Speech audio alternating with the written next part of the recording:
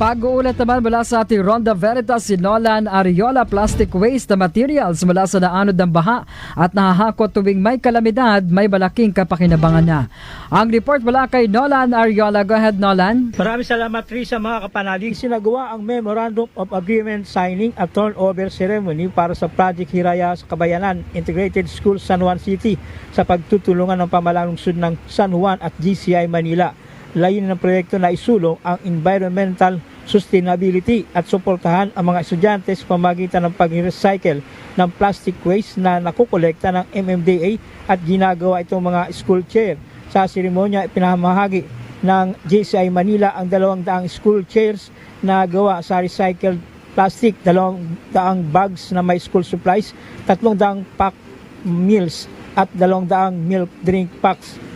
Dumalo sa aktibidad ang ilang opisyal ng MMDA at GCI Manila, Mayor Francis Zamora, Vice Mayor Angelo Agawile, mga konsyal, kinatawan ng Schools Division Office of San Juan City, mga guro at estudyante sa Project Hiraya na bibigyan ng bagong gamit ang plastic waste habang nakatutulong naman sa pangailangan ng mga mag-aaral. Una sa lahat, nais ko magpasalamat po sa JCI Manila at sa MMDA sapagkat sa tulong po nila ngayong araw tayo po ay nakapaghandog ng 200 recycled armchairs sa Kabayanan Elementary School.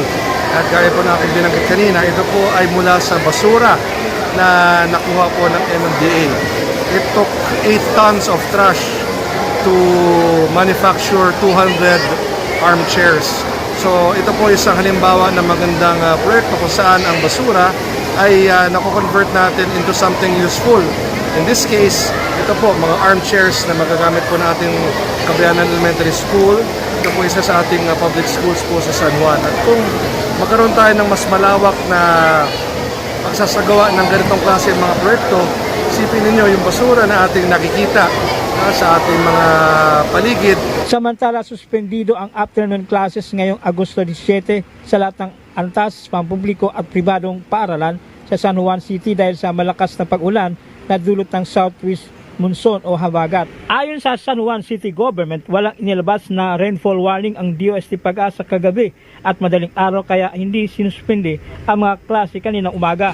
Gayunman dahil sa kasalukuyang sitwasyon ng panahon at yellow rainfall warning na nagbibigay ng kapangyarihan sa mga lokal na pamahalaan na magpatupad ng suspension, nagpasyang lungsod na kansilahin ang mga klase ngayong hapon upang matiyak ang kaligtasan ng mga estudyante, guro at school personnel. Paalala ng Simbahang Katolika sa encyclical letter na Laudato Si ni Pope Francis, hinihimok ang mga mananampalataya na pangalagaan ang kapaligiran dahil tao rin ang nagiging biktima ng mga sakunang bunga ng pagkasira nito. Para sa Veritas 846 ang radyo ng Simbahan, ako ang inyong kapanalig, Nolan Ariola, sumainyo ang katotohanan. Veritas Balita sa hapon.